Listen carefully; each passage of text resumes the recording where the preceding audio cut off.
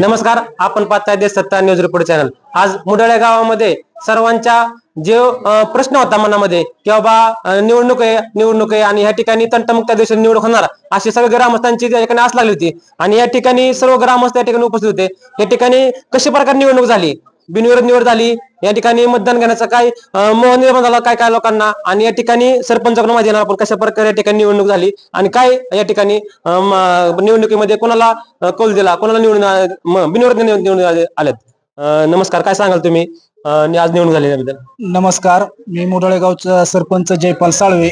आज मुडळे गावची तंटामुक्तीची खास फक्त सभा आयोजित केली होती। पाठीमागे ग्रामसभा झाली, त्याच्यामध्ये फक्त तंटामुक्तीचाच विषय होता, त्याच्यामुळे ते ग्रामसभा तहकूब केली होती ना। आज तंटामुक्तीची ग्रामसभा लावून त्याच्यामध्ये आम्हाला खऱ्या गावामध्ये शांततेचं वातावरण करत होतं। तरी उमेदवार सध्या तंटामुक्तीसाठी 8 होते, त्याच्यामध्ये आपण लोकांचे समंजसपणा आहे ती करून एक अजित पोमणे आणि हरीश वाबळे असे 2 उमेदवार राहिले, पण त्यांचं आपण निवडणूक नको किंवा गावामध्ये एकत्र राहण्याचा हे करण्यासाठी ते दोघांचाच आपण समन्वय करून दोघाला 6-6 महिने असं म्हणजे ग्रामस्थांनी हे करून ही निवडणूक आम्ही बिनविरोध केलेली आहे। या ठिकाणी तुम्ही तंटामुक्त आदेशपद निवड झाले, तुमचं प्रथमतः सर्व ग्रामस्थ तुम्हाला वाटतं शुभेच्छा। कशी निवड झाली? मी अजित मनोहर पोमणे, गावातल्यांनी आपल्याला बिनविरोध दिलाय त्यामुळं गावकऱ्यांचं मी आभार व्यक्त करतो आणि येणाऱ्या काळात आपल्या गावातला तंटा ही गावातच मिटावा एवढी अपेक्षा आहे माझी, की पोलीस स्टेशन पर्यंत कोर्ट कचेरीपर्यंत जाऊ नये एवढीच अपेक्षा आहे माझ्याकडून, बाकी काहीच नाही। या ठिकाणी तुम्ही ग्रामस्थ आहात आणि या निवडीसाठी तुम्ही आला होता, कसं वातावरण होतं या ठिकाणी? मी लाला सुजाई पत्रे, विद्यमान ग्रामपंचायत सदस्य। आज सकाळपासूनच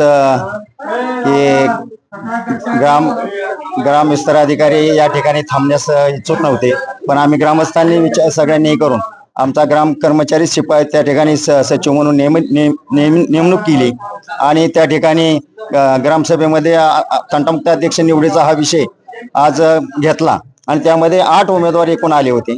त्यातून प्रथम 5 जणांनी माघार घेतली, त्यात 3 जण राहिले होते। त्यात प्रथम अजित पोमणे राहिला होता, परत रामभाऊ वाबळे रामभाऊ थोरात राहिले होते आणि हरिश्चंद्र वाबळे हे 3 उमेदवार राहिले।